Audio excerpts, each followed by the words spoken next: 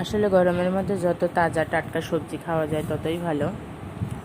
আমি আজকে আবার ফার্মের মধ্যে বাচ্চাকে ক্লাসে বসায় রেখে হাঁটতে গেছিলাম। গিয়ে ভাবিদের ওখানে গেলেই এই সবজি সেই সবজি নিতে ইচ্ছা করে। আসলে তাজা টাটকা সবজিগুলো চোখের সামনে দেখলে মনে হয় এটা নিয়ে যাই, ওটা নিয়ে যাই। আজকে আবার ঢেঁড়স নিয়ে আসলাম, ঢেঁড়স নিয়ে এসে ভাজি করব ভাবছি। গরম ভাত দিয়ে খেতে ভালোই লাগবে।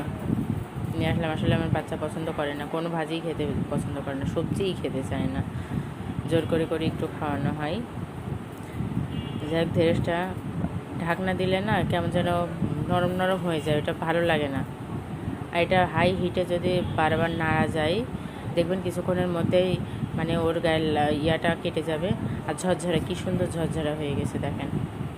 আর খুব অল্প সময়, একদম তাজা তো, খুব অল্প সময়ের মধ্যে ভাজিটা হয়ে গেছে। মাশাআল্লাহ, অনেক সুন্দর হয়েছে। থ্যাংক ইউ সবাইকে ভিডিওটা দেখার জন্য।